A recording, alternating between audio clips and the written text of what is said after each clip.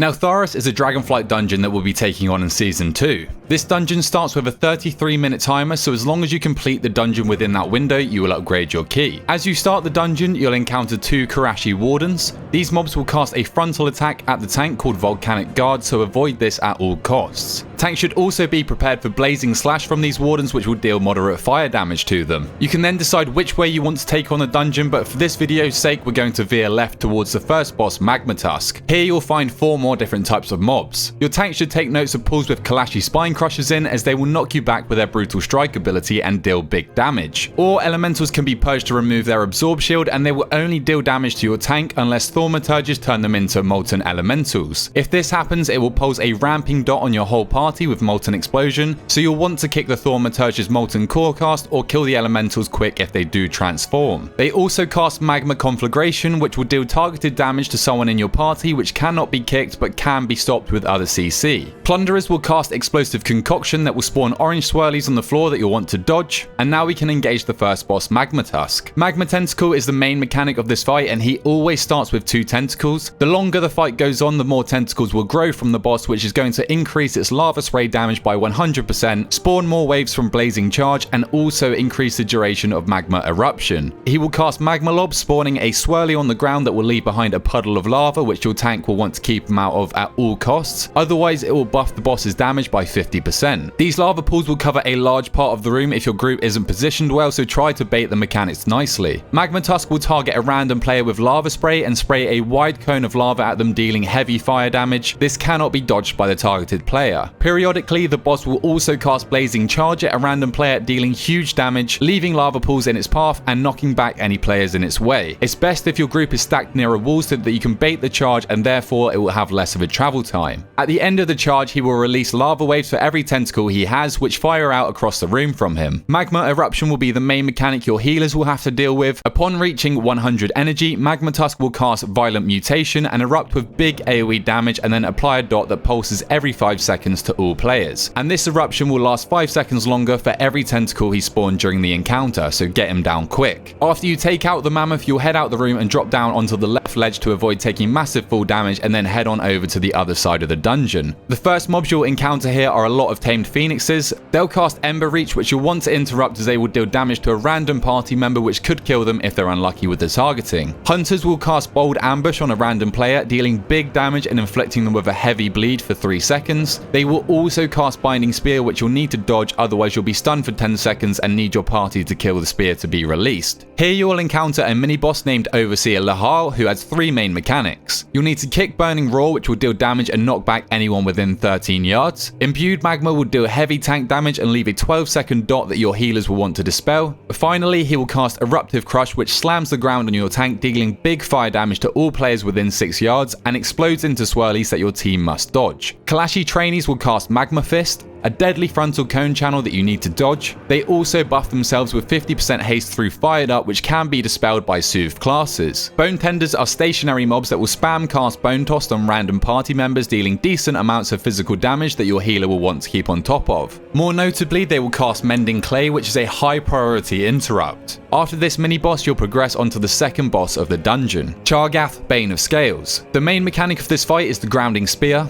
The boss will target 3 players and throw a spear at them, dealing damage and chaining them to the floor. At this point, they'll be slowed by 40% and a puddle of lava will form at the location. Players will need to step away from the spear and create a tripwire for the tank to pull the boss through. Once the boss is tripped and broken the chain, it will deal heavy party damage through Slag Eruption, a burst of fire damage that also leaves a dot on all players for 4 seconds, and this effect can stack, so you won't want to break the chains too quickly. Healers, you'll want to be prepared for these phases. More importantly though, every time a chain is broken, the boss will gain a stack of Feta, slowing him for 8 seconds, and after 3 stacks he will become stunned and take 50% increased damage for 12 seconds. Here is where you'll want to send your offensive cooldowns and Lust if it's available. Outside of this, at 100 energy, Chargath will fixate the tank with Fiery Focus, unleashing a flurry of magma attacks for 25 seconds. During this time, the boss will deal big damage to anyone within 6 yards of of him and spawn pools of lava around the room. The tank will want to kite the boss through the chains to widen the gap and stun him to stop this fixate, but your chained friends will also want to be aware of their positioning so that they don't get too close to the boss. Magma Wave will spawn lava waves randomly from the boss that you'll need to dodge, and Dragon Strike will deal damage to a random party member that will leave a bleed on them. Healers, you'll need to focus the player affected by the bleed. Once Chargath is down, the door will open in his room to loop you back to the third boss. Here you'll find a plethora of mobs ready to try and kill you. Lava bearers will cast Throw Lava, putting a swirly on the floor that should be dodged. Puddles will spawn from these swirlies as well as the mobs themselves, so be careful when you're kiting them. Lava flares will cast Melt, which should be kicked or it'll deal fire damage to a party member. Motive Combustion from Iron Torches is a kickable cast that should be prioritized. This will leave a large dot on a random target, which will also explode after it fades if it's not dispelled. Iron Torches will also cast a frontal ability called Scorching Breath, which should be sidestepped. Bone Splitters are arguably the scariest mobs here. They cast Pierce Marrow, charging a target and dealing a hefty amount of physical damage, but they will also cast Dragon Bone Axe on a random target too, which will inflict upfront damage and leave a massive bleed effect on that target for 10 seconds. The mini boss, Iron Torch Commander, will cast Scorching Fusillade.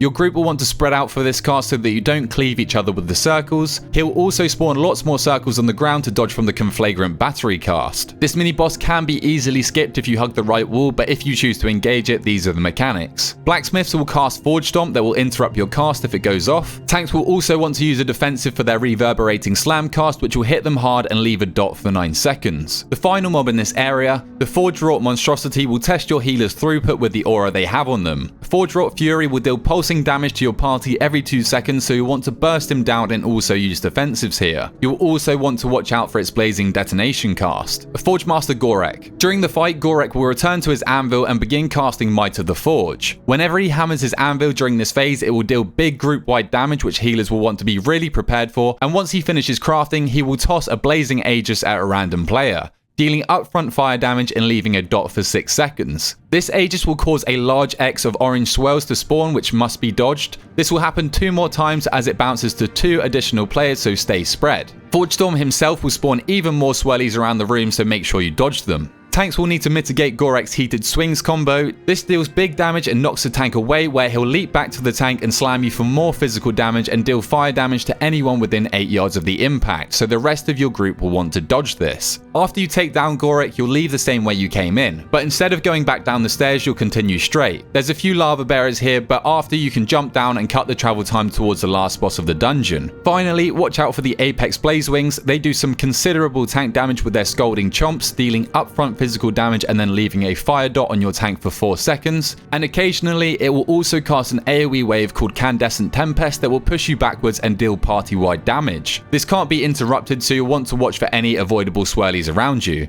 Before entering the last boss area, you'll have to take down 1 more pack, one of them being the most dangerous caster mob in the whole of the dungeon. Lavamancers have 2 major abilities to look out for. Lava Bolt will be spam cast on the tank, and they will also channel Molten Army, forming lava spawns that will also attack your tank. You'll want to interrupt both of these abilities at all costs. The problem is that they also shield themselves with Molten Barrier, and while this shield holds, you cannot interrupt them, so you'll want to make sure to burst this shield down ASAP, but be careful because when it does get destroyed, it will explode for massive AoE damage. The last boss in Neltharus, Warlord Sargha. This boss hurls molten gold at players, leaving hardened gold after expiring. Upon reaching 100 energy, this boss will begin an intermission phase. The Warlord will cast Magma Shield, putting a massive shield on herself and pulsing increasing fire damage from flame eruption every 3 seconds. You'll want to pull your offensive cooldowns here to get through this phase ASAP. Needless to say, you'll also want to avoid the fire swirlies on the floor here too. However, there are also many ways to break the Magma Shield apart from just nuking it with your own damage. There are multiple objects hidden in the hardened gold on the ground that can be used to break it faster. In the piles of gold, you can find a Wand of Negation, an anti-magic bomb that needs to be aimed at the boss, and an Azure Stone of Might that you will throw at the boss. When used, these treasures will inflict 1/3 of the absorption shield.